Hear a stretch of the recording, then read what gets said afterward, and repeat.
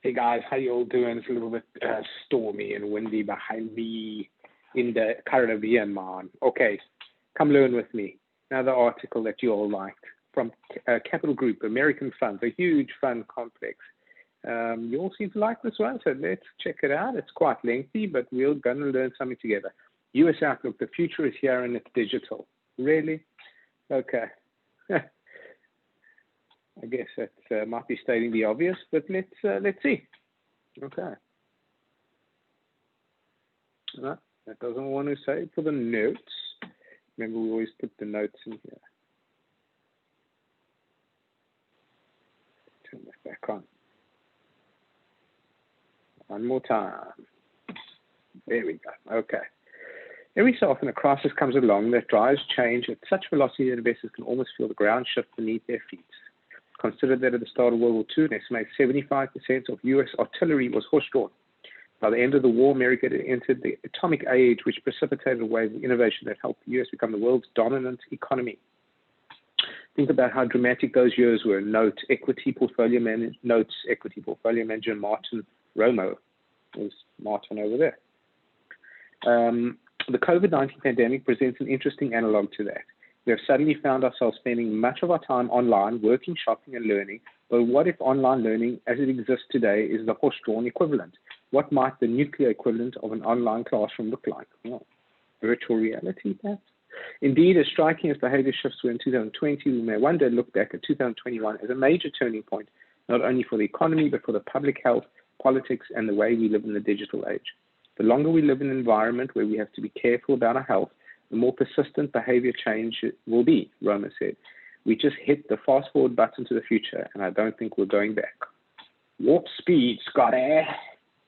Shape of economic recovery depends on vaccines. Okay. Although consumer habits and whole industries may forever be altered by the pandemic, overall economic activity has been staging a remarkable comeback. After experiencing its worst recession since the Great Depression, the U.S. generated a record 33.1% annualized GDP growth in the third quarter of 2020. Yeah, well, I mean, it fell off the cliff in the first quarter. Can the American economy continue its strong rebound in 2021? Recent COVID-19 flare-ups across the country suggest that the virus is yet to be contained and will likely continue to impact near-term growth, says U.S. economist Jared France. All growth forecasts depend on the trajectory of the vaccines, adds France, who conducts scenario analysis of economic growth rather than issue a forecast. A slower rollout of vaccines could result in uneven growth for a few quarters, whereas a quicker distribution could drive GDP growth above 3% in 2021. The strength of the recovery is vaccine dependent. Herd immunity by the U.S. by mid-year 2021. Okay. There's your baseline. Vaccine, U-shape, V-shape. So, middle of the road, middle of 2021, herd immunity. Okay. When will vaccines be widely available? We've already seen promising data from Pfizer, Moderna, and AstraZeneca trials, says equity portfolio manager Rich Wolf.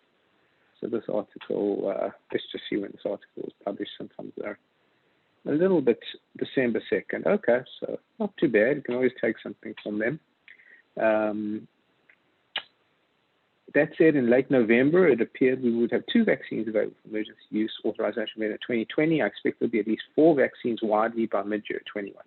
Great acceleration reshapes the economy. A look beneath the surface reveals that major sectors of the economy have moved in sharply different directions, reflecting the disparity between companies that have benefited from the COVID-19 pandemic and those who have been crushed by it. Oh, we forgot to be taking points here.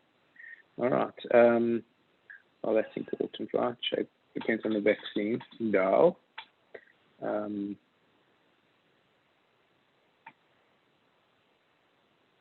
4 vaccines by 2021. Okay. Great acceleration. And look beneath, restaurants, hotels, airlines, small business have literally been the worst of times. Okay. Yep. At the opposite inspection, the stay-at-home era has been a boon for stay-at-home. It's been a boon for e-commerce, cloud computing, video streaming, digital payment processors, and home improvement stores. One man's junk is another man's treasure, right? Isn't that the same? As the recovery grinds along, separating the long-term winners from the losers will be number one job for investors. The post-pandemic economy is going to look very different than the one we had in February 2020. Okay, let's get down to the meat. France says it's going to be more efficient and more dynamic, but there will be winners and losers. Our job is, as active investors, to identify them, finding the growing companies that not only benefit from the pandemic, but it also have the potential to continue generating solid growth in post-pandemic world. Okay, can hardly wait. Across industries, digital leaders are leaping ahead. The digital gap that existed long before the coronavirus outbreak has suddenly become a digital Grand Canyon. Black Friday, the traditional start of the holiday shopping season, offered a clear illustration of the divide. About half as many consumers visited the stores on Black Friday 2020 as did a year earlier. Okay. According to the Wall Street Journal. Meanwhile, online shopping was expected to rise 22% to $202 billion, according to the National Retail Federation. Let's capture that point. Okay, yeah. We kind of know that, right? Oh. Okay. Let's take a smaller one. Okay. Companies with strong, companies with strong online business models have an advantage. Peloton, Carvana, there's CarMax, Benefit, there's Planet Fitness, Nightwear, Skechers. Okay. Shape Up, buy cars, just do it digitally. Companies with fast and efficient online business models are soaring above the competition, disrupting the status quo and displacing old economy stalwarts. This broad-based investment theme is not confined to retail, but crosses many key sectors of the economy, from entertainment to advertising and payment processing. Even the fitness industry is getting a vigorous digital workout. We were already headed in the direction when COVID came along and gave a huge shove forward, says portfolio manager Chris Butchbinder. The growth rates at companies with digital advantage has been phenomenal. When the pandemic is over, we may see slower growth rates, but I don't think a lot of people will be canceling their Netflix subscriptions or returning their Peloton bikes. I like that. Come on. Let's see.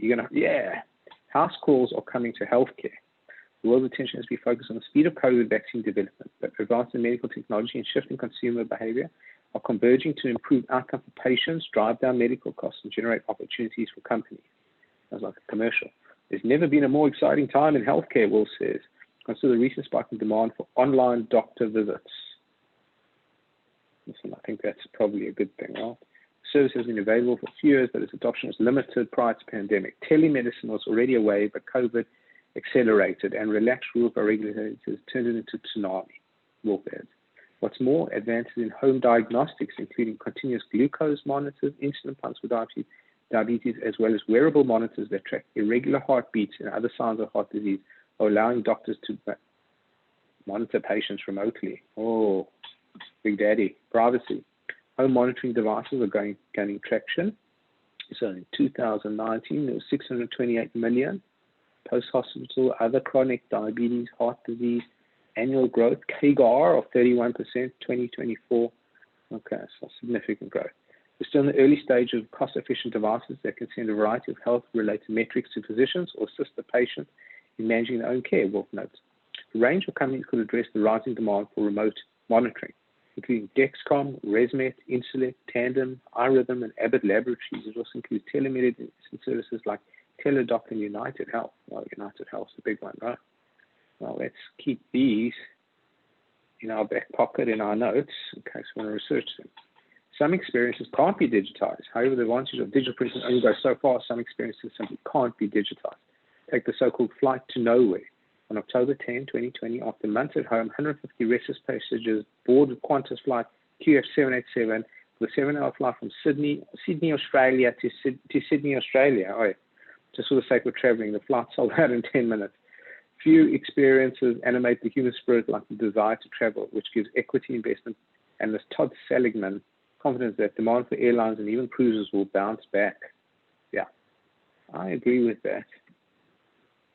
I agree. I love cruising. The question is how quickly, says Seligman, who covers US and European airlines and US cruise lines. I believe it will happen quickly once we get a vaccine. We also saw this after the September 11th attacks. A lot of people thought consumers would never fly again, and traffic recovered relatively quickly. Indeed, in China, where the virus is largely under control and the economy has rebounded, domestic air travel has nearly returned to pre-COVID levels. Wow. Look at that. China in the blue. Cruising has resumed in Europe, and the US has lifted no sail order provided ships meet strict health and cleanliness standards. The industry has gotten so much negative media, yet people are still booking cruises for next year at prices higher than they were in 2019. Seligman adds, that's pretty indicative of pent-up demand for leisure travel. With elections settled, look for cash to come in from the sidelines. So what is all of this? And the recent presidential election mean for investors? A tidal wave of fund flows shifted portfolios from equity to cash in last year, but investors should be prepared for that tide to turn in 2021. And we had another article by Paul Tudor Jones saying the same thing. Investors sought calmer waters in 2020, pouring a record $757 billion to money market funds, low-risk investments that offer essentially no return. This flight to cash is nothing new in the months preceding U.S. elections, when uncertainty is often at its peak. In the last 7 elections, money market inflows have been 5 times higher than those of equity funds, a trend that typically reverses in the year after an election.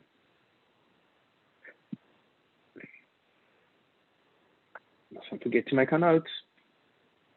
The 2020 was yet another example why market timing is not a winning strategy. Investors who are on the sidelines missed much of the S&P 500's composite index 50% rally from the market bottom in March through election day. Okay, that's telling us cash coming off the sidelines. All right, long-term investors may want to consider opportunities to invest in durable growth trends like digitization, global payments, and renewable energy. It also sounds like a commercial, but more cautious investors should consider alternatives to cash that may leave them in better position to reach their goals. Short-term bond funds are one option with a history of great stability and higher potential returns in cash. Given the turmoil of 2020, now may be a great time to review your overall asset allocation. All right, thanks, Jared, Martin, and Rich Wolf. Great article. So digitization just gets accelerated. I hope you guys learned something. I certainly did. Come and join me for some more articles.